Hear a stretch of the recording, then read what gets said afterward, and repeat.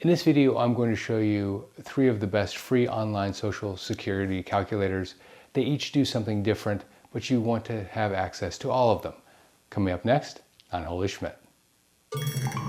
Holy Schmidt! Most online Social Security calculators do one thing. They give you an expected payment at retirement, but they lack accuracy because they ask 2 and only 2 questions. What's your age? And what's your current income? This information goes into a black box, and your Social Security payment at age 62, full retirement age, and age 70 pops out the other end.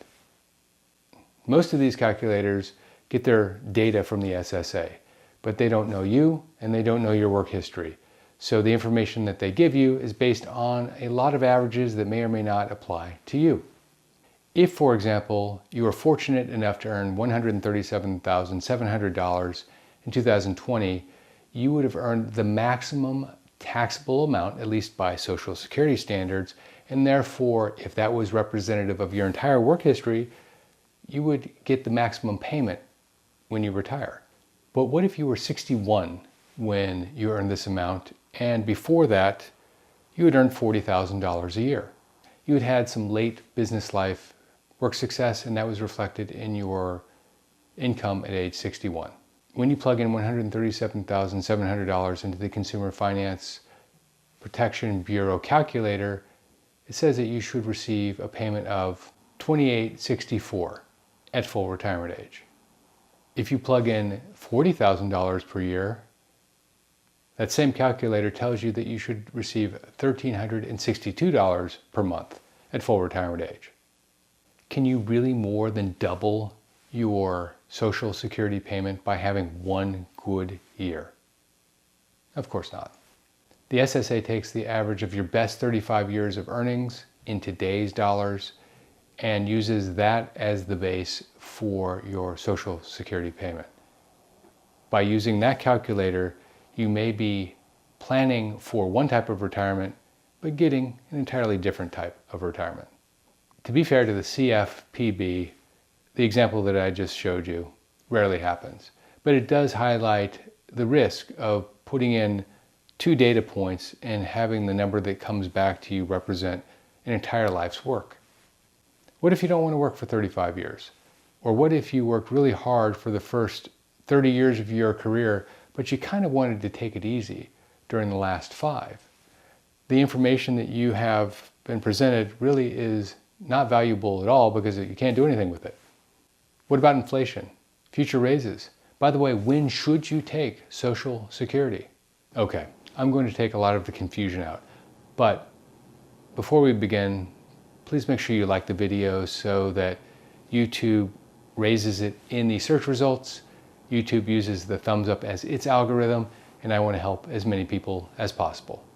The first calculator is the Retirement Estimator, direct from the SSA. This calculator has all of your work history, so assuming that nothing changes in the future, the information that it gives you is pretty accurate as of today. The closer you are to retirement, the more accurate the calculator is. The farther away you are, the less accurate the calculator is. You simply give the SSA your information, your name, your address, your Social Security number, and the information just pops out.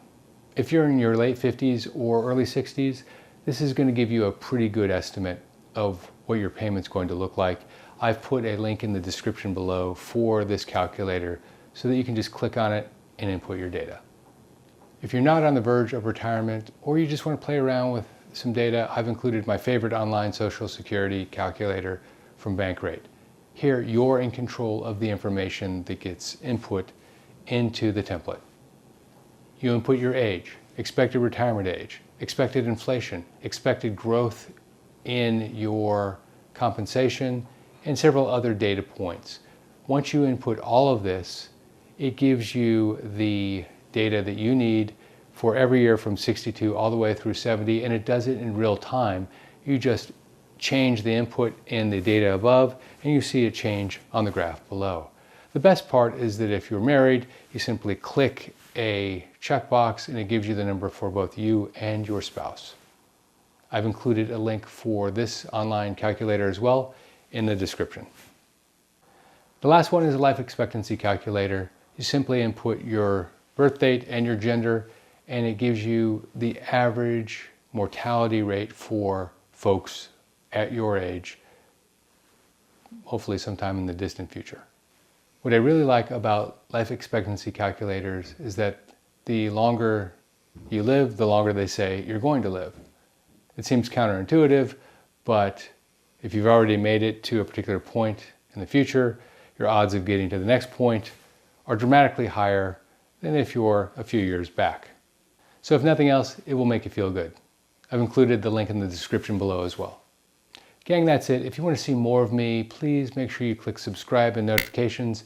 I publish 2 to 3 times a week on Social Security, and this information is going to be changing rapidly here in 2021, I'm sure. So make sure you click subscribe and notifications so that you get notified as soon as the information comes out, because I will work very hard to get it from out there in here. This is Jeff Schmidt. Thanks for watching.